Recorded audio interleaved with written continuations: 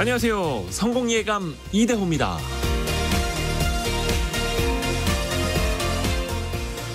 이 하나만큼은 모두에게 똑같이 주어지고 똑같은 속도로 흘러갑니다. 바로 시간인데요. 돈이 많건 적건, 힘이 세건 약하건 누구에게나 똑같이 하루는 24시간이고 1년은 365일입니다. 빛보다 빠르게 움직이지 않는다면 누구에게나 시간이 흘러가는 속도 역시 똑같을 겁니다. 그럼에도 우리는 하루를, 한 시간을 저마다 다르게 활용하는데요. 10분마다, 1시간마다 내가 이 시간을 어떻게 활용했는지 돌아보는 사람은 아마 거의 없을 겁니다. 그러나 하루를, 한 달을, 1년을 놓고 보면 이 시간을 내가 어떻게 썼는지 되돌아볼 수 있을 겁니다. 생명이 유한한 인간에게는 시간도 유한합니다. 되돌릴 수도 없고요. 그래서 그런지 우리는 시간을 쓴다, 시간을 보낸다고 표현합니다.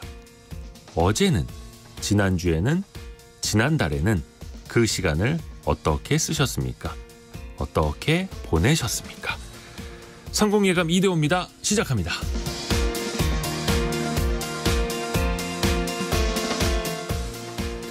안녕하세요. 이대호입니다. 오늘은 2월 16일 금요일입니다.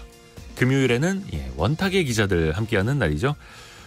요즘에 공무원 지원, 공무원 시험 경쟁률이 좀 떨어졌다고 합니다. 그리고 어렵게 들어간 그 직원들을 회사라고도 표현을 하던데요. 정부 부처에서도 먼저 자진 퇴사하는 젊은 직원들도 늘고 있고요. 왜 이런 현상이 나타나는지 같이 한번 짚어보시죠. 최근에 증시 상황이 좋은 것도 아니고 나쁜 것도 아닙니다만 특히 그 시장 안에서 공모주 열기가 뜨겁습니다. 10수조 원이 나 한 주라도 좀 주십시오라고 몰리기도 하고요. 잇따라 공모주 청약이 흥행하고 있는데 글쎄요. 과열까지 지금 가고 있는 걸까요? 공모주 시장 같이 한번 짚어보시죠. 그리고 우선은 경제상식 퀴즈 내드리면서 상식도 키워드리고 선물도 보내드릴 준비를 하겠습니다. 오늘의 정답은 일단 두 글자인데요. 재작년 기준으로 우리나라 웹툰을 포함한 이 시장의 규모가 2조 6천억 원이라고 합니다. 정부는 오늘 27년 이 시장을 4조 원까지 키우는 걸 목표로 하고 있는데요. 관심도 많이 높아지고 있습니다. 한 대형 서점에 따르면요. 지난해 베스트셀러 10위 안에 이것 관련된 책이 21권이나 차지했다고 합니다. 재작년에는 한 권도 없었는데 작년엔 21권이 베스트셀러로 올라왔다라는 겁니다. 이야기를 그림으로 담아낸 것이죠. 네모난 칸 안에 그려넣기도 하고요. 요즘에는 사실 웹툰이라고도 많이 부르는데 사실은 이 두 글자가 더 정겹기도 하죠. 큰 틀에서 부르는 그 두 글자를 보내주시면 됩니다. 그리고 참고로 저희 2부에는 아주 유명한 또 웹툰 작가님이 출연을 하실 예정이기도 합니다. 자, 여러분이 또 이것과 관련된 추억도 많이 갖고 계실 겁니다. 그 추억담도 많이 올려주세요. 짧은 문자 50원, 긴 문자 100원이 드는 샵 9730 문자 메시지, 그리고 비용이 들지 않는 KBS 콩이 열려 있습니다. 또 유튜브를 통해서도 함께 하실 수 있고요. 추첨을 통해서 저희가 선물도 보내드리고 있습니다. 성공예감 이대호입니다. 자주 검색하시면 성공이 가까워집니다.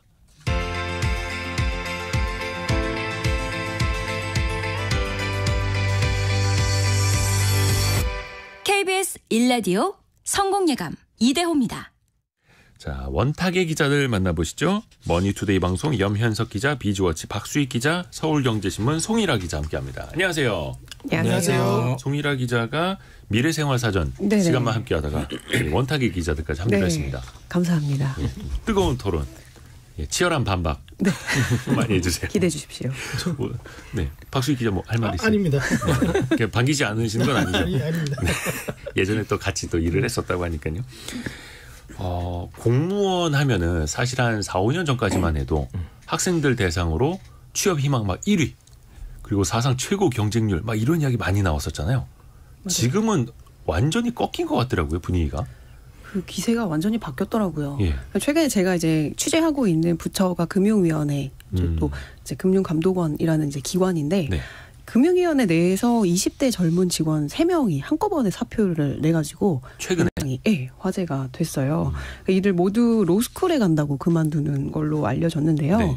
이제 금융위라고 하면은 그 어렵다는 행정고시를 패스한 직원들이 대부분인데요.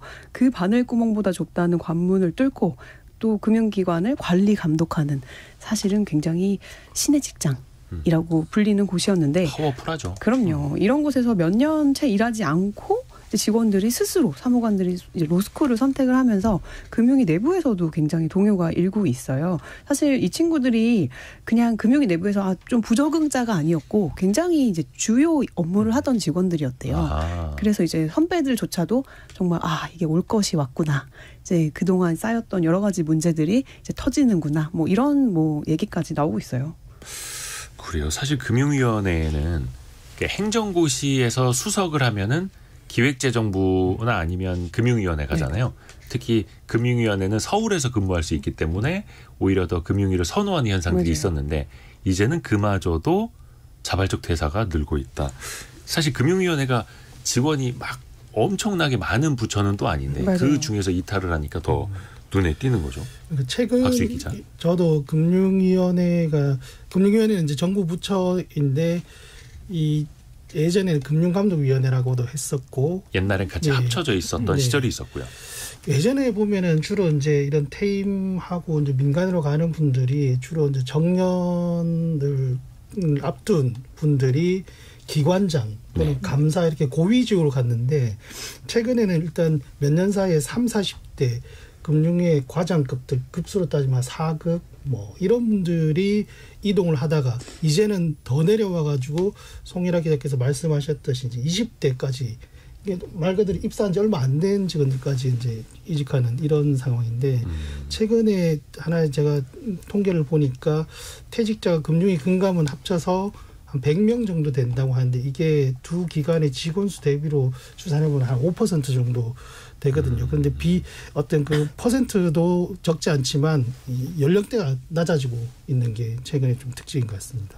젊은 직원들이 이탈을 한다. 네. 예. 이게 지금 금융위 금감원은 그래도 이렇게 서울에 있는 그래도 알짜 기관들이잖아요. 네. 사실 저는 지금도 세종시를 왔다 갔다 하고 과거 한 7년 전부터 세종시 정부부처를 계속 지금 출입을 하고 있는데 그때 보면 사실 세종시 같은 경우에는 어느 정도 좀 이런 얘기를 하면 좀 그렇겠지만 사실 서울 입장에서는 교고지 같은 느낌이 조금 있거든요. 그 이제 현지에서 직원들이 하는 말. 네.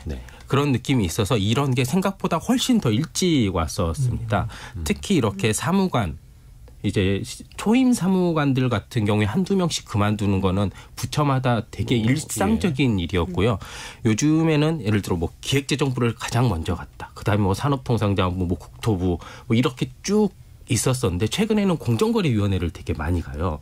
왜냐하면 공정거래위원회는 내가 빨리 그만두고 빨리 다른 곳을 갈 수 있는 발판이 될 수 있는 하나의 그런 징검다리 역할도 좀 할 수가 있거든요. 공정위 출신을 기업들이 또 선호하기도 합니다. 예. 그리고 법무법인들 이렇게 공무원들이 자꾸 연령대가 낮아지는 게 이제 직위가 높아지고 주무과장이 되고 3급 이제 부의사관 이렇게 되면 취업 심사라는 걸 받아야 되는데 그 전에 그만두면 취업 심사도 안 받아도 되거든요. 그러니까 재취업이 3년 동안 이제 금지가 되는 규정이 있죠. 그렇기 때문에 이왕이면 내가 빨리 일을 잘해서 빨리 이름을 알려서 빨리 민간으로 가려면 빠른 결정을 해야 되는 게 맞는 거고 개인적인 입장에서는 그리고 이제 로스쿨이라든지 이런 전문직으로 가려고 해도 기존에 자기가 했던 행정 업무와 크게 다르지 않거든요. 어찌 보면 이거에 조금 더 전문화된 파트이기 때문에 상당히 유리한 점이 많아요. 그렇기 때문에 이제 젊을수록 더 그만두는 성향이 잘할수록 더 커지는 것으로 옆에서 보면 그렇게 느껴지고 있습니다. 우선은 사실 이게 금융위, 금감원 이제 금융 정책을 담당하는 곳만의 문제는 아닙니다만 금융 정책을 담당하는 곳에서 이탈자가 특히 많은 거나 금융적인 측면에서 좀 지적해 볼 수 있는 측면이 있을까요? 금융적인 측면은 당연히 돈이겠죠. 돈이요? 그러니까 고생은 고생대로 하는데 그만큼 성과가 나오지 이제 현실적으로 내가 받는 급부가 낮다. 있고 판단할 수 있을 것 같아요. 여기서 이제 금융 정책을 할 때보다 네. 옆에서 금융사 다니는 친구들 보면은 확 그렇죠. 이제 비교가 돼서요. 네, 그 연봉 차이가 사실 이제 로펌 아까 말씀하셨는데 로펌으로 많이들 가잖아요. 로펌의 6대 로펌 기준 초봉이 기본금만 약 1억 5천만 원이에요. 기본금만. 네네. 1억 5천만 원이면 거의 장관 연봉이네요. 그렇죠. 그 보너스까지 합치면 약 2억 정도 되는데 네. 이제 국가에 대한 어떤 사명감이나 좀 관직에 대한 의지가 그래도 예전에는 예. 내가 나라를 위해서 좀 희생하고 헌신해야겠어 이런 마인드가 있었다면 요즘 젊은 사무관들 사이에서는 아 이렇게 고생하고 또 상사 눈치 보고 이렇게 일도 많이 하고 맨날 초과 근무를 하는데 돈은 벌리지 않으니 차라리 눈치 보지 않고 부서 이동 없고 돈까지 많이 버는 민간으로 가자. 이런 좀 트렌드가 많이 생기는 것 같아요. 그 예전에는 그래도 이제 젊은 시절에는 박봉을 견디면서 살다가 나이 좀 들어서는 이제 좋은 직장으로 가거나 기관장으로 가거나 그러면서 한 50대 이후에 크게 부를 얻을 수 있는 게 이 권력 요직의 장점 아니었습니까? 그들이 말하는 장점. 근데 이제는 그게 젊은 세대부터 빠른 어떤 이탈로 나타나고 행동으로 나타난다라는 거네요. 전반적인 공무원 세계가 좀 그렇게 흘러간다고 봐야 될까요? 네, 공무원연금공단에서 이제 최근에 냈던 데이터를 보면은 예. 그러니까 재직 기간 5년 미만의 그 공무원 주로 이 추정 컨테 30대 한 초반 되겠죠.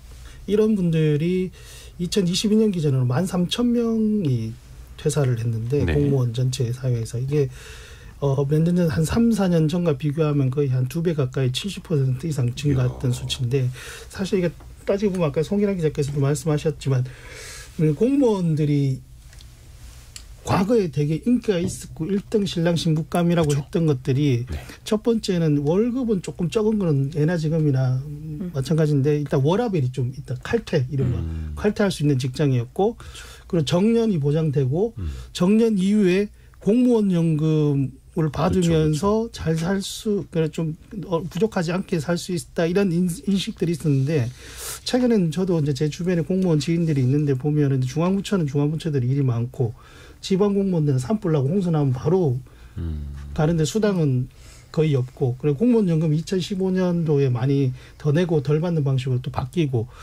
또 하나가 이게 순환 근무를 하잖아요. 공무원들은 대체적으로 네. 중앙부처도 특히 그렇고 순환 근무라는 게 어떻게 보면 그 오랫동안 같은 자리에 지킴으로 해서 나타나는 어떤 부작용 이른바 비리라든지 특혜 이런 것들을 막기 위한 장치였는데 지금 생각해 보면 순환 근무를 함으로 해서 이 사람들 전문성이 없어지는 거예요. 전문성을 가지고 있으면 어느 정도 나이가 들어서 퇴직 시점이 되더라도 그 전문성을 바탕으로 자기가 제2의 인생을 살 수 있겠다라는 심리가 있는데 순환 근무를 계속 돌리다 보면은 일은 되게 열심히 했는데 알고 남는 게 없는 좀 복합적인 그런 것들이 있지 않을까 싶습니다. 위재성님이 조금 전에 글을 올려주셨는데 사실 중앙정부부처 사무관들이 그 실무 경험이 없어서 업무할 때 답답한 경우가 많습니다. 나라 정책을 만드는 곳인데 연봉을 올리더라도 경험이 있는 분들을 뽑아야 하는 게 맞지 않나 싶어요라는 의견을 주셨고요. 그래서 이제 민원을 이제 해소를 해야 되는데 정작 나랑 같이 카운터파트로 일을 하던 공무원이 2년마다 또 자리로 옮기게 되고 그럼 또 다시 2년마다 처음부터 다시 시작을 해야 되고 여기에 대해서 이제 불만을 갖는 분들도 굉장히 많은데 뭔가 하나의 파트에서 조금 전문성을 좀 길러라라고 하면은 또 정작 그 공무원분들이 또 안 좋아하는 경우도 있다 하더라고요. 왜냐하면 승진할 때 해당 부서에밖에 못 있다 보니까 그럼 나중에 나도 1급 차관 장관 되고 싶은데 그래서 이제 제너럴리스트가 될 수밖에 없는 이런 또 현실도 있는 거죠. 그 명예라든지 워라벨, 노후 이게 과거 공무원의 이제 장점이었는데 이게 지금은 하나 둘씩 떨어져 나간다라는 거지 않습니까? 이제는 철밥통이란 용어 자체가 사라진 거죠. 네, 이거를 좀 나눠서 봐야 될 필요가 있습니다. 네. 이게 9급, 7급 이런 이제 그런 이제 지방직 공무원이든 뭐 중앙이든 해서 일반 우리가 흔히 말하는 이제 공무원 부류 그쪽부터 시작하신 분들 우리가 흔히 말하는 이제 유일한 고시죠. 행정고시. 그 고시를 이제 시험을 합격을 해서 5급부터 시작하시는 분들 이분의 이 두 집단의 이런 그 가는 길은 조금 다른 것 같아요. 네. 보면 9급, 7급부터 하면 본인이 보통 있고 싶어 하면 정년까지 대부분 다 채우시는 경우들이 많습니다. 하지만 이 사무관 그러니까 우리가 흔히 말하는 이제 5급부터 시작하는 사람들은 대부분 50대 초중반이면 그만둔다라는 걸 본인들도 잘 알고 있어요. 이게 사실 어떤 느낌이냐면 이제 그 피라미드 구조가 될 수밖에 없잖아요. 그렇죠. 위 자리가 너무 한정적이고 그 중앙부처라는 게 역동적으로 조직이 바뀌기가 되게 힘들거든요. 그걸 하나 바꾸려면 그 정부조직법을 바꿔야 되는 이런 것까지 있기 때문에 위에 뭐 1급, 2급 이런 그런 주요 고위직들은 딱 정해진 것밖에 없습니다. 그렇다고 뭐 특별직을 만드는 것도 한계가 있고요. 그렇다 보니까 이게 갈 수 있는 게 너무 없다 보니까 차이가 많이 나다 보면 본인들이 이제 그만두거나 아니면 따로 이렇게 가는 살 길을 이제 찾아가시는 분들이 되게 많거든요. 그렇게 보면 이쪽을 얘기를 할 건지 그러니까 이렇게 9급, 7급 이쪽에서부터 시작하시는 분들을 얘기를 할 건지 요거를 정확하게 좀 나눠야 될 것 같은데 저는 주로 이제 중앙부처를 담당을 했으니까 이거 5급 이런 쪽을 얘기를 하면 이런 불만들이 굉장히 많습니다. 아까 그 실무를 하고 싶어도 일단 만날 수가 없습니다. 공무원들은. 그 공무원이 만나면 문제가 되는 경우들이 되게 많거든요. 네. 그래서 특별한 이런 뭐 위원회라든지 이렇게 다 같이 모이는 자리에서 조금 만나고 전화로 상담을 하고 그리고 최근에 들어서 하는 게 공무원들이 서류 작성을 할 때 여기에 부대 의견을 다는 경우들이 되게 많아요. 네. 사무관 누구 부대 의견 못 했음.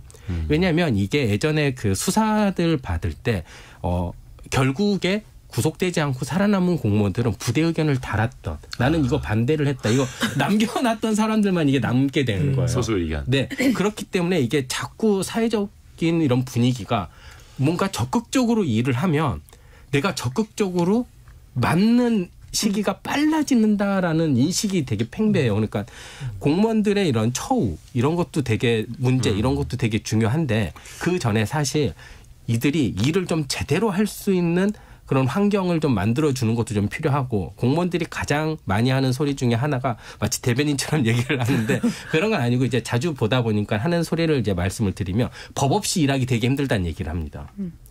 원래 행정부는 법을 집행하는 곳이잖아요.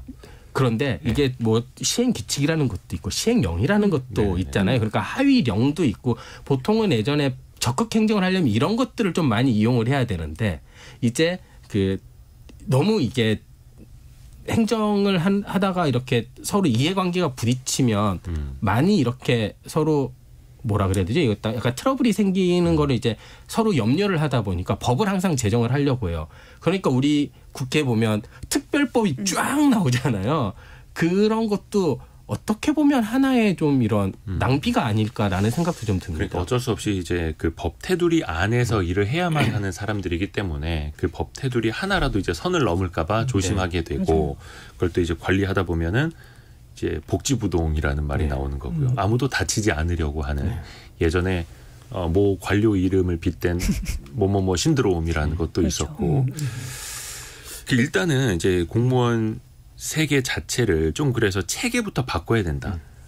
적극적으로 일할 수 있는 문화, 규제도 혁파할 수 있는 문화, 그래서 보상 체계도 바꿔야 된다. 이런 지적들이 나오기는 하거든요.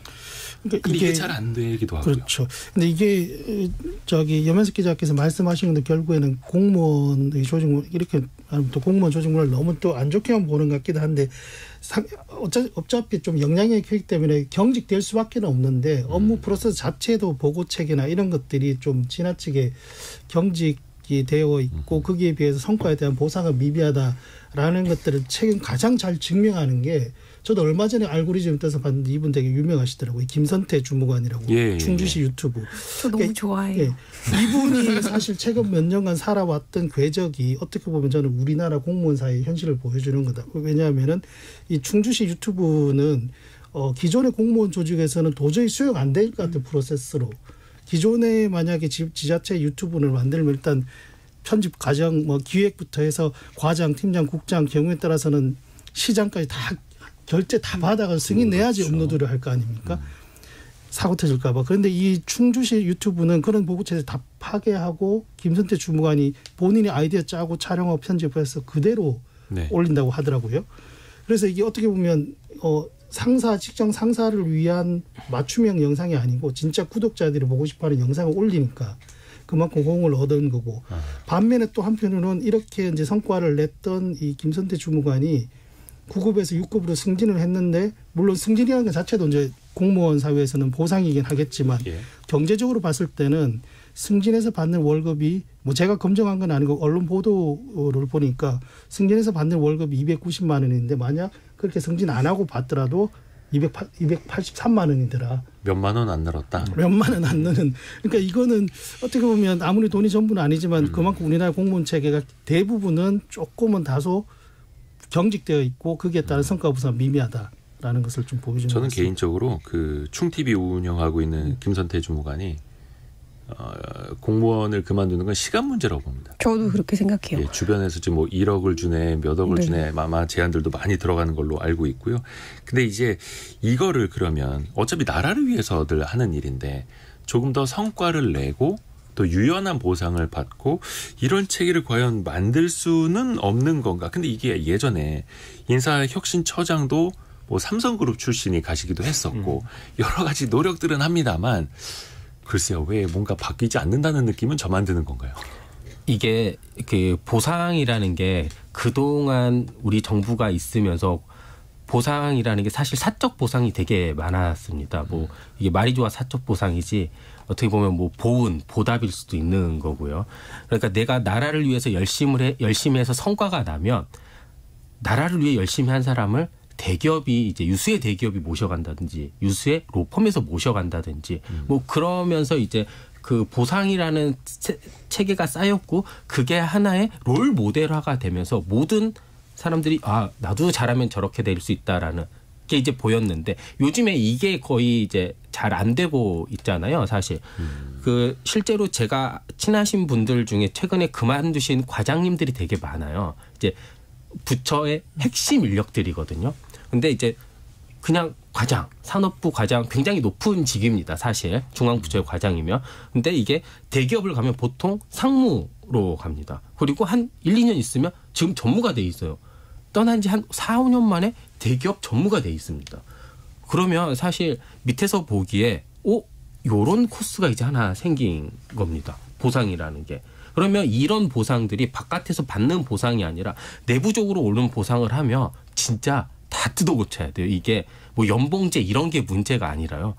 뭐 성과를 어떻게 평가할지 또 우리 또 공무원들도 수도 많고 다들 역량들도 있고 똑똑하신 분들도 많고 정말 능력 있는 분들도 많거든요. 그러면 이 사람들에 대한 평가를 어떻게 할지 이거 하려면 정말 굉장한 사회적 논의도 필요한 것처럼 왜냐하면 다 세금이니까 세금으로 줘야 되는 거니까 사회적 논의도 필요하고 그런 밑에서부터 변화의 움직임이 있어야 되는데 그런 게 전혀 없이 공무원한테 주는 건 아깝다.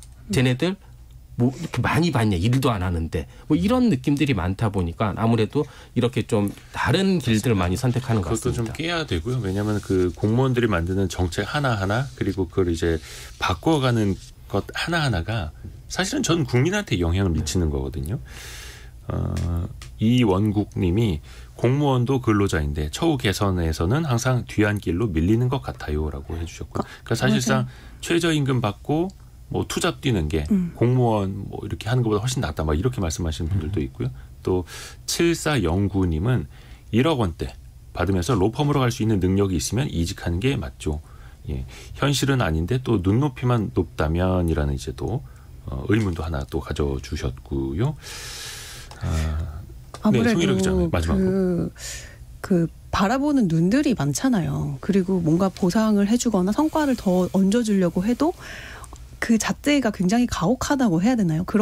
그래서 더 힘든 것 같아요. 그러니까 예를 들면 그 공무원들 예전에 특공 혜택이 있었잖아요. 처음에 이제 세종시 옮겨갈 때. 그래서 2021년까지만 해도 이제 이전 기관 공무원들한테 이제 아파트를 상대적으로 저가에 공급하는 그런 제도가 있었는데 이게 세종시 집값이 이제 치솟으면서 이제 사람들이 공무원들한테만 특혜를 준다. 또 이런 목소리가 나오면서 이게 또 제도가 다 사라졌거든요. 그러니까 이런 식으로 뭔가를 좀 얹어주려고 하면은 또 그 반대적인, 쉽지 않은 것 같아요. 어려운 이야기입니다. 두 번째 이슈로 넘어가기 전에 경제상식 퀴즈 한 번 더 내드릴게요. 7988님이 공포의 외인구단 신이라 불리운 사나이 등을 시작으로 이 세계에 빠졌었습니다. 라고 보내주셨고요. 1878님은 껌 속에 작은 이것이 들어있던 거 생각나네요. 와, 이거 펼쳐보는 그 재미가 있었는데 껌 샀을 때 예전에. 자, 요거는 예전에 이것만 볼 수 있는 전용 방도 있었고 지금은 이것을 볼 수 있는 또 전용 카페도 인기입니다. 외국에서도 이걸 주목을 하고 있는데요. 한국 콘텐츠 진흥원에 따르면요. 미국, 유럽 등으로 이게 수출되어 나간 금액이 1년 사이에 70%나 급증했다고 합니다. 이것만 전문으로 하는 기업들도 상장을 할 정도인데요. 여러분이 예전에 즐겨 보았던 그 책, 두 글자. 요즘에 웹툰이라고 부르는데 그 두 글자가 더 정겹기도 합니다. 그 정답을 보내주시면 됩니다. 짧은 문자 50원, 긴 문자 100원이 드는 샵 9730이나 KBS 콩으로 올려주시면 됩니다.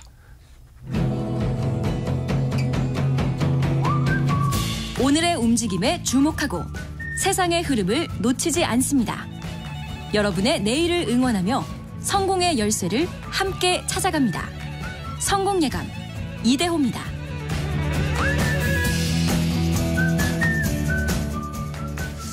이번에는 이제 증시 그 중에서도 가장 핫한 공모주 이야기를 좀 해보려고 합니다. 최근에 특정 기업이 뭐 피부 미용기기를 만드는 회사이긴 한데 이제 마케팅 회사이기도 하고 와 그제 어저께까지 공모주 청약을 했는데 14조 원 가까운 돈이 몰렸다고 합니다. 이게 얼마나 큰 규모입니까? 얼마나 뜨거웠던 겁니까? 박수희 기자. 네, 일단 이 청약 증거금이라는 게 14조 원이 몰렸다는 거는 그러니까 공모주 시장에서 청약 증거금률이 이제 50%인데 즉 네. 예를 들어서 100만 원어치를 본인이 청약하려고 그러면 절반 50만 원만 내면 되거든요. 네. 바꾸만 하면 증거금 14조 원이 몰렸다는 거는 이론적으로 28조 원, 두 배가 28조 원이 이 회사 주식을 사려고 돈이 들어왔다는 거니까 네. 어마어마하고 이게 사실 이 회사만 그런 건 아니고 최근에 특히 올해 들어서 주식시장의 분위기와는 다르게 IPO 시장이 굉장히 뜨거운데 뭐 몇 개의 회사들이 가격 제한폭 상장 첫날 가격 제한폭까지 오르면서 계속 그게 열기가 이어지고 있는데 이 회사 지금 APR이라는 회사가 이제 공모가가 25만 원이고요. 네. 그런데 이게 최근에 이제 제도가 바뀌면서 상장 첫날에 공모가의 60에서 400%까지 오르는데 움직이는데 그러면 최저 15만 원에서 최대 100만 원까지 오를 수 있단 말이죠. 주당 100만 원이라고 하면 저희가 이제 황제주라고 하고 그래서 공모가가 25만 원인데 100만 원까지 오르면 한 주당 75만 원이 그냥 들어오는 거니까 엄청난 열기긴 하죠. 신승호 님도 청약하셨나 보던데요. 예. 치킨값 좀 벌자고 균등 배분 공모주 청약했는데 오늘 문자 왔네요. 배정 수량 0주. 그러니까 제 주변에도 1,000만 원 넘게 이제 넣었는데 네. 배정 수량 0주 오늘 오전에 그게 왜냐하면 그 균등 혹은 이제 비례 배정으로 나눠주게 되는데 청약한 사람이 더 많다 보니까 그렇죠. 공모해서 나눠받을 수 있는 주식보다 청약한 사람이 더 많아서 어떻게 보면 이것도 이제 나중엔 추첨으로도 주게 되는데 그래서 아예 한 주도 못 받으신 분들이 많다라는 거고. 근데 받기만 하면 막 따따블 이렇게 나니까. 아 근데 그걸 참 우리가 이야기를 해야 됩니다. 이게 따상, 따따상. 이 언론 기사에서 참 그런 것들이 도배가 많이 되거든요. 이거 자체는 어떻게 봐야 됩니까? 사실 우리가 공모주 청약하기 전에 전문 투자자들, 기관 투자자들 대상으로 수요 예측을 하고 공모가, 일종의 분양가 같은 걸 책정을 하지 않습니까? 근데 예를 들어서 5억 원에 분양을 한 아파트가 한 달 뒤에 10억이 되고 15억이 되는 이런 현상이랑 똑같은 건데 이건 우리가 어떻게 좀 봐야 될까요? 그러니까 이게 말씀하셨듯이 저도 늘 이렇게 설명을 할 때 공모주 투자는 아파트 분양하고 비슷하다 이런 얘기를 하는데 그러니까 새 아파트 우리가 아파트 분양할 때 인기가 높은 거는 일단 새 거고 그다음에 그 비슷한 동네 비슷한 평형의 시세보다는 조금 낮다는 인식이 있으니까 일단 새 아파트 살다가 나중에 시세 차익 누리는 거잖아요. 마찬가지로 공모주라는 거는 주식시장에 처음 등장하는 완전 새로운 주식이란 말이죠. 네. 그러다 보니까 비슷한 사업을 하고 있는 이미 상장되어 있는 회사의 시세를 따져가지고 대체적으로 한 20, 30% 정도 할인한 가격에 이제 주식의 판매 가격, 즉 공모가를 정하다 보니까 기본적으로는 공모주에 대한 그 공모주를 받았을 때 상장하고 난 뒤에 좀 어느 정도 이거 올리겠다는 기대 심리가 있는 것은 정상적인 그죠? 네. 아파트 분양처럼. 그래서 실제 보면 작년에 제가 조금 통계를 내보니까 10개 중에 8개 꼴로 상장 첫날에 다 이제 수익을 냈습니다. 수익 확률이 80%니까 이건 상당히 리스크가 낮은 저위험의 투자긴 하죠. 이론적으로. 다만 이제 받을 수 있는 공모 주식의 수량에는 한계가 있기 때문에 금액적으로 엄청나게 많은 수익을 올릴 수는 없으니까 적당한 수익, 즉 중수익. 그래서 결론적으로 공모주 투자가 이제 저위험 중수익 투자다. 이렇게 많이 하긴 하는데 주의할 점이 공모주라는 것은 아무래도 공모가를 정해놓기는 하지만은 네. 주식시장에 처음 등장하다 보니까 적정한 가격을 찾아가는 데까지 시간이 좀 걸리거든요. 그렇죠. 상장 후에 보름, 1개월, 3개월 계속 지날 때마다 보호예수라고 해서 묶여 있었던 매도가 금지되었던 주식들도 하나둘씩 나오고 하면서 그런 물량이 어느 정도 풀려야지 적정 가격을 찾게 되고 또 중요한 건 최근에는 이게 주식시장에 상장할 때는 우리가 이런 사업을 해가지고 이만큼 벌겠다라고 제시를 했지만 그런 목표를 바탕으로 또 공모가를 설정했지만 막상 상장해놓고 보면 목표가에 도달하지 못하는 파두 같은 사태들이 나오니까 사실은 위험이 아예 없는 투자는 아니라는 것도 그럼요. 좀 기억을 하셔야 될 것 같습니다. 그러니까 많은 분들이 그래서 속된 말로 공모주 청약해서 투자하는 걸 치킨값 번다라고 하거든요. 그러니까 한 주 받아서 뭐 한 5만 원짜리가 뭐 한 7만 원, 8만 원에 그때 팔고 이거 반복하시는 건데 저희 누나도 그걸 하고 있더라고요. 저는 이게 이렇게 생각합니다. 그 공모주를 하면 우리가 사실상 가져올 수 있는 게 많지가 않잖아요. 저희 같은 일반 투자자들 그렇죠. 같은 받아봐야 경우는. 한두 주인데. 네. 그런데 이게 자꾸 언론이나 뭐 아니면 뭐 이런 커뮤니티에서 오늘 이거만 받으면 2배 간다, 4배 간다, 뭐 몇 배 간다, 10배 간다 이런 얘기들을 많이 하니까 왠지 내가 이거 안 하면 괜히 소외받는 그리고 그렇죠. 이제 시대에 뒤처져 있다라는 느낌을 많이 받을 수 있거든요. 저는 공모주 투자를 전혀 하지는 않습니다. 왜냐하면 그 시간과 노력에 비해서 효용성이 너무 떨어지는 것 같아요. 사실 언제 예전에 한번 마이너스 통장을 뚫어서 한번 해볼까라는 생각을 해보고 계산을 한번 해봤는데 이자값이 안 나오는 것 같더라고요. 그렇죠. 그래서 그냥 안 하는 게 낫겠다 싶어서 했는데 안 그래도 요즘에는 막 SNS 등으로 막 정보가 엄청 빨리 퍼지잖아요. 그렇죠. 그런 게 투자하는 입장에서는 굉장히 좀 많이 신중하게 좀 뭐라 그러지? 좀 그렇죠. 색안경을 좀 끼고 봐야 되는 그런 정보 중 하나가 아닐까 싶어요. 저도 많이 아쉬운 게 그 공모주 청약하시는 분들 중에 거의 대부분이 청약 신고서나 사업 보고서를 안 보십니다. 네. 대신에 남이 써놓은 블로그, 어디 카페에 올라온 글을 보고 하다 보니까 이건 그냥 투자가 아니라 거의 그냥 재미삼아 놀이 맞아요. 하는 걸로 좀 변질이 됐고 저는 또 언론에도 계속 이제 지적을 하는 게 어제도 그런 기사가 있었는데 따상 실패. 아니 공모가보다 2배 이상으로 첫날 못 가면 그게 실패입니까? 그리고 어떤 기사는 상장 첫날 상승률 30%에 그쳤다. 아니, 기업 가치가 하루아침에 30% 높아지진 않는데 이걸 이런 식으로들 표현을 하는 게 이제 일상화되다 보니까 이걸 보고 투자에 나서시는 분들도 그게 당연한 것처럼 맞아요. 느끼게 되는 거죠. 예, 따상, 막 이런 단어 자체가 굉장히 자극적인 것 같아요. 그리고 국내 투자자들이 아무래도 단기 투자를 이제 선호하는 경향이 있다 보니 당장에 하면은 내가 이만큼이라도 벌 수 있어라는 저도 막 하고 싶어지더라고요. 근데 말씀하셨던 것처럼 이 효용성이 잘 안 나와요. 예, 그래서 저도 안 하고 있긴 한데, 근데 주변에 아주 많이들 하시더라고요. 이문호 님도 돈을 번다고 공모주도 한두 주 겨우 받아서 하다 보니 진짜 노력에 비해서 미미한 결과 같아요라고 보내주셨고요. 신옥연 님이 제가 아까 아마 청약신고서, 사업보고서 말씀해서 올려주신 것 같은데 읽어봐도 잘 몰라요. 아니 근데 이게 읽어봐도 잘 모르기는 합니다만 그래도 조금씩 배우고 노력을 하다 보면은 눈에 들어옵니다. 예, 그걸 위해서 또 노력을 맞습니다. 좀 하셔야죠. 근데 어찌됐든 간에 이게 공모주 시장이 그만큼 뜨겁다라는 거고 이제는 얼어있던 돈이 좀 투자 심리가 풀린다는 거잖아요. 사실 작년만 하더라도 상장 아예 포기해버리고 아이고 연기하겠습니다. 그 상장 신고서 철회하겠습니다. 이런 기업들 많았거든요. 올해는 분위기가 좀 많이 다르죠. 그 작년에 박수희 기자. 대표적으로 상장 철회했던 게 마켓컬리였죠. 네. 그 수요 예측 기간 투자 대상 수요 예측 사전 조사까지 했는데 보니까 뭐 공식적으로 밝히진 않았지만 본인들이 생각한 기업 가치가 한 5조 원대 정도 됐는데 그것보다 한참 못 미쳐가지고 포기했고 근데 올해 그러고 난 뒤에 작년 최근까지 조금 분위기가 달라진 거는 이제 소위 말하는 유니콘이라고 하는 이제 대형 스타트업에서 이렇게 발전해온 이 회사들 대표적으로 컬리도 있고 야놀자, 토스 이런 것들이 사실 그 유동성이 되게 풍부하던 시절에 투자를 받아가지고 회사를 많이 키웠는데 문제는 이게 실적이 좀 안 받쳐줬던 거죠.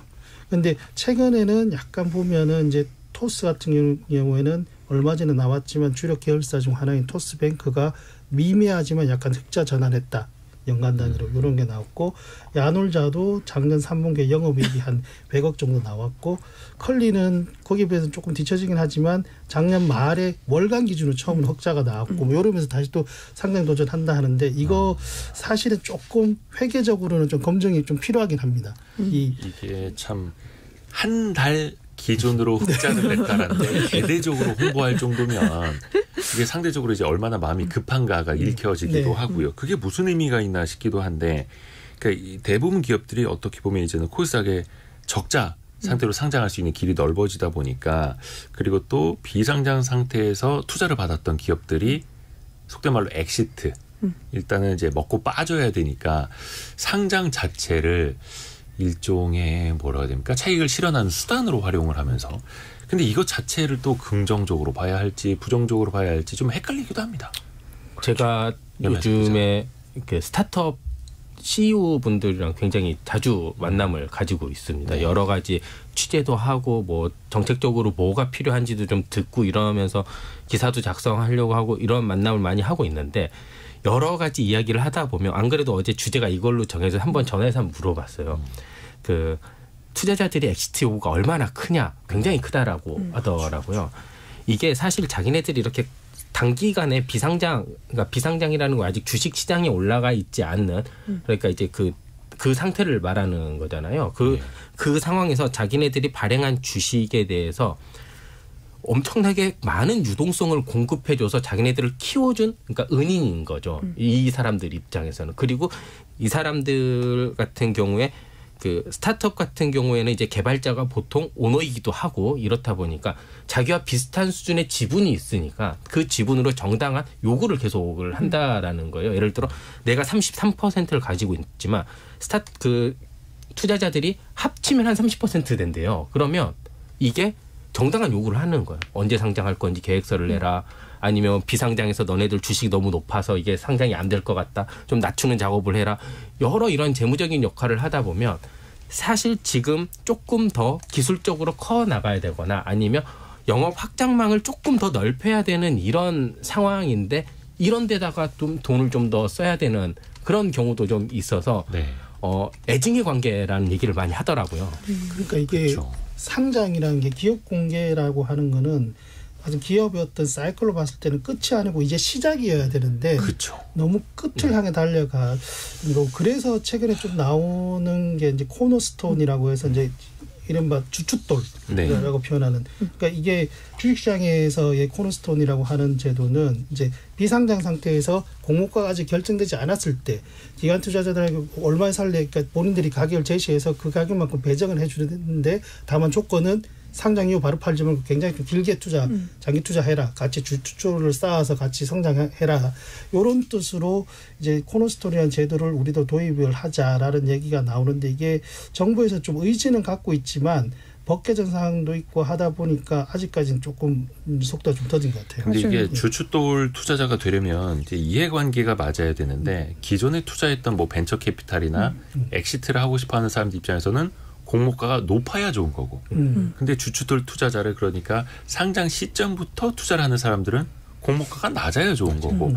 그러다 보니까 이해관계가 안 맞죠. 국회에서 계속 그 계류 중이더라고요. 그렇죠. 홍콩이나 뭐 싱가포르에서는 이미 잘 활용이 되고 있는데 우리나라는 이제 아직까지는 이거에 대한 이해관계가 맞지 않는 것 같아요. 그래도 최근에는 이 코너스톤 제도 도입에 조금 더 힘을 실어주자 이런 좀 분위기가 있더라고요. 그래서 뭐 작년 1분기까지만 해도 상단을 초과해서 공모가를 책정한 기업이 약 20% 정도였는데 올해 수요 예측에서는 모두가 다 공모가를 상단을 초과를 해서 근데 의무 보유 확약 비율은 평균 12% 정도밖에 안 됐거든요. 그래서 많은 기관들이 나가고 싶다라는 거죠. 그렇죠. 빨리 치고 빠지고 싶다는 거죠. 그래서 근데 그게 누구나 똑같은 심리기는 합니다만 이제 원칙적으로 아까 박수익 기자 이야기해 주신 것처럼 IPO 상장은 끝이 아니라 시작. 더 많은 자금을 공모를 해서 그 돈으로 투자를 해서 회사를 키우겠습니다라는 약속인데 저도 뭐 한 10여 년 증권부 이제 출입을 했습니다만 대부분 이제 시작이 아니라 끝이라고 보고 엑시트. 야, 나 성공했다. 그렇죠. 이런 개념으로 하기 때문에 사실 이것도 코리아 디스카운트 증시 저평가의 아주 큰 요인이라고 보거든요. 그 개념부터 좀 달라져야겠습니다. 왜냐하면 우리나라가 지수는 거의 뭐 한 10수년째 그대로인데 시가총액만 커지고 있습니다. 주식 수만 늘어나고 있고 그러니까 미국은 주식 수를 줄이면서 주식의 가치를 높이는데 우리나라는 주식 수를 늘리고 상장 기업 수를 늘리고 적자 기업도 막 상장시켜주고 하면서 이게 누구 좋으라고 만들어 놓은 증권시장인가라는 근본적인 물음도 따라붙게 되죠. 오늘 벌써 시간이 다 됐습니다. 해서 오늘 머니투데이 방송 염현석 기자, 비주어츠 박수익 기자 그리고 처음으로 합류한 서울경제신문 송일아 기자까지 함께했습니다. 고맙습니다. 감사합니다. 감사합니다.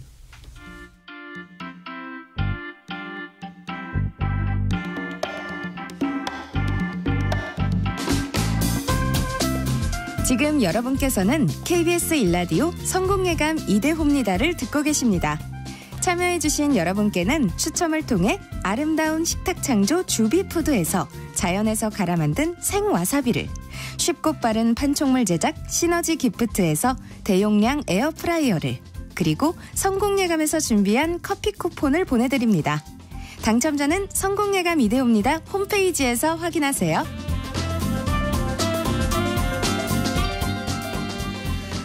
강수진 님이 클래식 FM 듣다가 우연히 들어와 봤는데요. 세상에 맞닿아 있는 기분이 들고 생각보다 재미있어서 계속 듣게 되네요. 클래식 FM도 좋은데 지금 아마 윤유선 씨 가정음악 하고 계실 건데요. 그것도 좋은 방송입니다. 클래식 FM도 좋은 방송입니다. 거기에다가는 이제 성공예감 이대호입니다 듣고 있다가 왔다라고 또 올려주시면 될 것 같고요. 자, 저희도 더 넓은 무대로 계속해서 뻗어나가야 됩니다. 자, 그런데 도움을 또 받을 필요가 있어요. 뭐냐면 기업들이 해외로 뻗어나갈 때 그 현지 사정을 알아야 되지 않겠습니까? 그 지역의 사람들의 생각, 문화, 그걸 알아야 또 성공을 할 수 있겠죠. 그런 일을 도와주는 직업이 있다고 합니다. 이름이 좀 어렵네요. 로컬라이제이션 매니저. 좀 있어 보이긴 하는데 현지화 전략 매니저 뭐 이렇게 순화할 수도 있을 것 같고요. 자, 직업의 세계를 통해서 만나보시죠. 한경 자벤조이 강홍민 기자 함께합니다. 안녕하세요. 안녕하세요. 좀 있어 보입니다. 로컬라이제이션 매니저. 네. 저도 취재하면서 이게 입에 안 붙어서 네. 굉장히 연습을 좀 많이 했는데 이 로컬라이제이션 매니저를 뭐 직역하면 네. 이 현지화 전략 매니저라고 좀 칭할 수 있을 것 같은데 좀 생소하시잖아요. 네. 어떤 일을 하는 분들이요, 그러면? 그러니까요. 요즘 이제 스타트업이나 일반 기업에서도 이제 새로운 기술이나 서비스를 개발해서 해외 진출을 많이 하려고 좀 하는데 이 해외 진출을 계획할 때 그 나라의 시장 환경이나 뭐 소비자들의 성향 그리고 경쟁사는 있는지를 미리 조사하고 파악하는 역할입니다. 보통 이제 리서치를 하고 그리고 이제 진출하기 전에 전략을 세워서 서비스나 기술이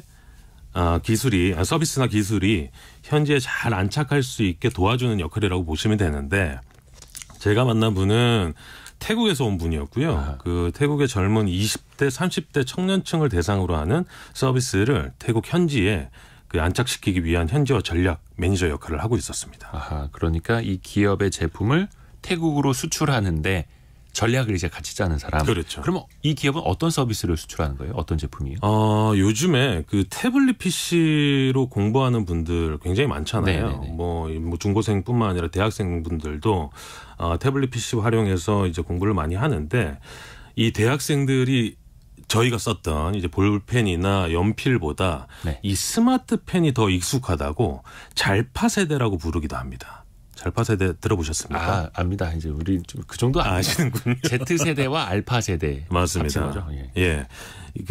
이 기업이 태블릿 PC에서 쓰는 필기구나 스티커 같은 디지털 문구를 판매하는 플랫폼을 운영하는 회사였고요. 디지털 문구. 네. 그러니까 필기구 다이어리인데 이게 종이로 된 게 아니라 그렇죠. 태블릿 PC 안에 들어간 앱 형태로 쓸 수 있게끔 뭐 다이어리 꾸미기 닭구라는 용어도 좀 유행했었는데 이 뭐 택구라고 해서 이렇게 좀 꾸미는 태블릿 꾸미기. 네. 뭐 이런 플랫폼을 이제 태국으로 진출을 했고요. 제가 보니까 이 회사가 이제 태국 비롯해서 미국 그리고 대만, 뉴질랜드 등 20개국의 진출의 해외 시장을 좀 확장하고 있는 스타트업이었습니다. 아하. 근데 일반적으로 이렇게 수출하는 기업들이 현지화 전략 매니저들을 어떻게 좀 많이 채용하는 흐름인가요? 요즘에는 좀 채용을 하고 있는 분위기인데 예. 보통 이제 해외 진출하려는 기업들의 경우에는 현지에 있는 기업과 MOU 그 업무 협약을 맺거나 아니면 작게라도 해외 지사를 설립해서 현지화 전략을 짜게 되는데 네. 제가 말씀드린 대로 그 스타트업들은 특히 이제 초중기 스타트업들은 예산이 넉넉하지 않다 보니까 이 현지 출신의 유학생이나 아니면 취업을 희망하는 외국인들을 대상으로 채용하는 경우가 최근에 조금씩 늘어나고 있습니다. 아하. 그러면 현지화 전략 매니저로 일하려면은 어떤 조건이 필요합니까? 어떤 능력이 필요한 거예요? 이 부분도 좀 들어봤는데 네. 우선 이분은 세 가지를 꼽았습니다. 첫 번째는 의사소통이었고요. 이 현지 언어. 그렇죠. 너무나 당연한 거네 이거는. 이제 현지화 전략 매니저가 어떻게 보면 본인 혼자 일하는 게 아니고 다양한 팀들이랑 소통이 필요한 직업이라 이 매니저가 조사한 데이터나 아니면 뭐 아이디어를 각 팀에 잘 전달할 수 있는 소통 능력이 좀 필요하고요. 그리고 언어뿐 아니라 언어 전반적인 플러스 이제 소통으로. 소통을 할 수 있는 능력도 좀 필요합니다. 네. 그리고 두 번째는 이제 시장에 대한 이해도인데 보통 이제 태국을 예를 들면 태국에 살았다고 해서 이 시장을 정확하게 알지 못하거든요. 그렇죠. 예. 저희도 그렇잖아요. 한국인이지만 네. 한국에 대한 시장을 정확히 파악을 하지 못하는 분들이 대부분일 텐데 이 공략할 시장에 대한 정확한 분석 그리고 이해도가 좀 필요하고요. 그리고 세 번째는 매니저들이 담당해야 할 이 크고 작은 프로젝트들이 굉장히 많습니다. 그리고 해외 진출을 계획하다 보니까 새로운 프로젝트들도 생겨나기 마련인데 이런 프로젝트들도 타임 스케줄별로 잘 관리할 수 있는 능력도 필요합니다. 그러네요. 현지를 또 잘 알아야 되고 그 양국을 또 잘 연결해 줘야 하고 그래서 같이 이제 전략을 짜야 되니까요. 근데 이게 약간 또 걱정되는 부분이 예를 들어서 제가 외국 기업 뭐 컨설팅 해준답시고 한국 사람들 이런 거 좋아합니다. 한국에 가서 이런 거 팔면 잘 팔릴 거예요. 막 아는 부분에 대해서만 컨설팅이 될 수도 있잖아요. 그게 그렇죠. 또 편향을 가질 수도 있는 거고요. 네. 좀 조심해야 될 부분도 있지 않을까요? 그러니까 말씀하신 대로 그 현지화 전략 매니저는 이 현지 시장에 안착하기 위해서 이 시장 조사가 필수입니다. 네. 보통 이제 리서치를 한다고 하는데 이 본인의 나라에 대해서 얼마나 잘 알고 있는지에 대한 고민이 굉장히 중요하고요. 당연히 내가 태어난 나라니까 잘 알고 있다고 생각하지만 말씀하신 대로 이게 어떻게 보면 선입견이 생길 수 있거든요. 네. 그래서 이제 객관적으로 그리고 이제 비판적 시각으로 이 서비스를 어떻게 현지화할지 시장을 바라보는 것이 굉장히 중요하다고 합니다. 아하. 그러면 지금 만난 이 분 같은 경우에는 어떻게 하다가 현지화 전략 매니저가 된 거예요? 그러니까 태국에서 한국으로 뭐 공부를 하러 들어오신 건가요? 어떤 케이스예요? 네, 이 얘기도 좀 들어봤는데 이제 학창 시절에 당시에 이제 K-팝이 굉장히 전 세계적으로 퍼져나가던 시기였다고 합니다. 네. 그래서 이제 특히 이제 동방신기 그리고 슈퍼주니어의 팬이었다고 합니다. 그래서 이제 한국을 한번 가봐야 되겠다라는 이제 희망을 좀 품고서 대학까지 진학을 했는데 이 대학에서 미디어 커뮤니케이션을 전공을 하고 졸업을 한 다음에 한 3년 전에 이제 한국에 있는 대학으로 와서 석사 과정을 마쳤다고 하고요. 작년에 이제 국내 기업에서 한 3개월 정도 인턴을 한 경험을 바탕으로 올 초에 이 회사에 입사를 했다고 하는데 또 얘기를 좀 들어보니까 요즘 그 태국의 청년 취업 시장이 굉장히 경쟁률이 심하고 어렵다고 합니다. 그래서 이제 대학을 졸업한 그 취업자 그리고 구직자들이 뭐 미국을 비롯해서 한국 그리고 일본 쪽으로 해외 취업을 하려는 움직임이 굉장히 좀 늘어나고 있는 상황이라 이분도 그 흐름에 맞춰서 한국으로 왔다고 합니다. 근데 뭐 태국하고 한국에서 또 공부를 또 많이 한 분이네요. 근데 일단은 외국 나와서 일을 하는 것 아닙니까? 문화도 그렇고 뭐 업무 조건도 그렇고 이게 쉽지는 않을 것 같은데요. 네, 좀 아무래도 외국인이다 보니까 네. 언어 소통에 어려움이 좀 있었는데 저랑 인터뷰할 때도 이제 한국어랑 영어랑 좀 섞어서 쓰기도 했습니다. 보통 이제 회의 때나 자신의 아이디어를 얘기할 때 단어가 생각이 안 나거나 말문이 좀 막히는 경우가 있잖아요. 네.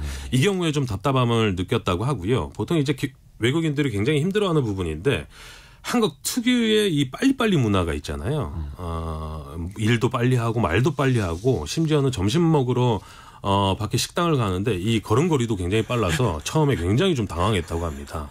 좀 애를 먹었다고 하는데 한국 사람들 맞춰서 하려면 그러니까요. 근데 이분도 이제 3년 정도 돼서 좀 이 빨리빨리 문화에 좀 익숙해졌는지 네. 버스가 한 1, 2분만 늦어도 답답하다고 이렇게 토로를 하시더라고요. 그 밖에 또 어떤 기업 문화나 이런 차이도 또 있을 것 아닙니까? 이제 기업 문화에서도 좀 들어봤는데 태국도 태국 회사도 이제 직급이 좀 나눠져 있긴 한데 굉장히 심플하게 매니저나 뭐 이렇게 좀 나눠져 있다고 하는데 한국은 회사마다 이 굉장히 세분화돼 있잖아요. 뭐 사원부터 출발해서 뭐 주임, 과장, 차장, 뭐 부장, 책임 뭐 이런 식으로 굉장히 복잡하게 좀 나눠져 있는데 그래서 처음 회사 인턴 생활할 때는 누가 더 높은 사람이에요라는 질문을 누가 더 높아요? 라는 질문을 입에 달고 살았다고 합니다. 그러니까 한국식 문화, 서열 이것도 빨리 파악을 해야 하니까요. 네. 사실 이게 우리나라에 와서 같이 일을 도와주고 있는 사람이기 때문에 우리가 서로 또 이해할 필요도 있는 거고 이분들 덕분에 어떻게 보면 우리 수출 기업들이 현지에서 하나라도 더 팔 수 있는 거고요.